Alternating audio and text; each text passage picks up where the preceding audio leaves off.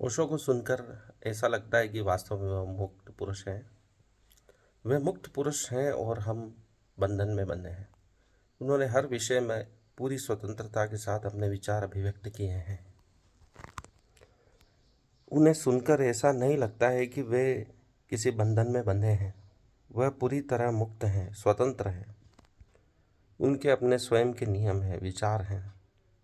एक विचार करने की नवीन शैली है जो सभी को प्रभावित कर सकती है। वे आंखें हैं जो सबको सम्मोहित कर सकती हैं। उनके दर्शन से एक गहन शांति का अनुभव होता है। वे स्वयं शांत बैठे हैं, केवल उनके होठ हिल रहे हैं और प्रवचन दे रहे हैं।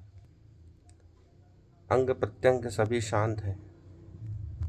उनकी आंखों में भी गहन शांति है और जब वे अभिव्यक्त करते हैं कुछ तो ऐसा लगता है पूरी प्रकृति थम गई हो। सुनने वाले भाव विभोर होकर सुनते हैं।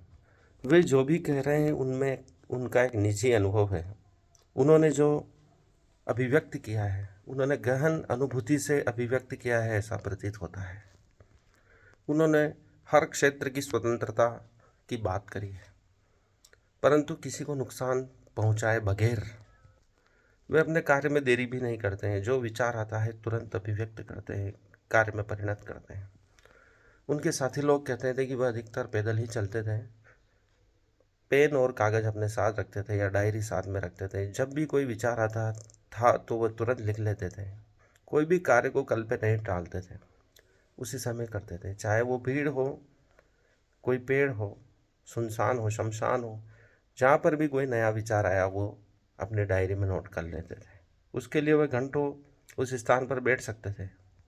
चाहे वर्षों बाद की भी कोई योजना हो तो अभी उसको अभिव्यक्त कर देते थे और अपने प्रवचन में शामिल करते थे। या उनको कोई कार्य 3 महीने बाद भी करना होता था, उसकी योजना अभी बना लेते थे। वो कोई भी कार्य कल पे नहीं टालते थे, क्योंकि वो कहते थे समय बहुत कम है और हमें इसका सदुपयोग करना है। एक एक क्षण के लिए वो प्रतिबद्ध थे। एक गहन शांति उनके पूरे व्यक्तित्व से अभिव्यक्त होती थी।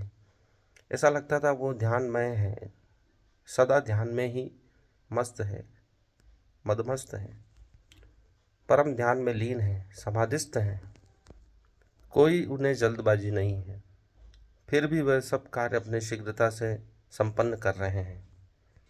वह जो भी कर रहे हैं एक उज्जवल मानव जाति के भविष्य के लिए कार्य कर रहे हैं। उनको समझना सभी मनुष्यों के लिए संभव नहीं है। वे कहते थे कि वे अमीरों के गुरु हैं, लेकिन अमीर सबको होना है। अर्थात वे किसी को भी गरीब नहीं देखना चाहते थे।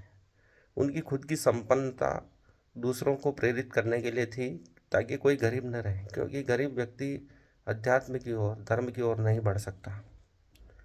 जब वह स्वयं संपन्न होगा तब अपने मनोरंजन के लिए और ध्यान के लिए, समाधि के लिए समय उपलब्ध करा पाएगा। वे चाहते थे कि तकनीक का इतना विस्तार हो कि हर कार्य तकनीक से हो, मनुष्य को कुछ करना ना पड़े।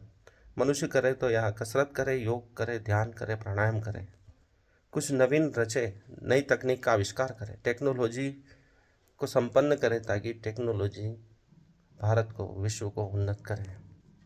पूरे विश्व को एक ग्राम की भांति देखते थे। वसुधैव कुटुंबकम का उनका नारा था। वे चाहते थे कि सभी एक कम्यून में रहे, कोई धर्म न हो, सभी साथ साथ विकसित हों। प्रत्येक कार्य को ध्यानपूर्वक करो, चाहे वो झाड़ू लगाना हो या सब्जी बनाना हो, चाहे जूतों पर पॉलिश करना हो, वो भी ध्यान की एक विधि हो सकती थी। प्रत्येक कार्य को ध्यानपूर्वक करना ही उनका अभिप्राय था, उद्देश्य था।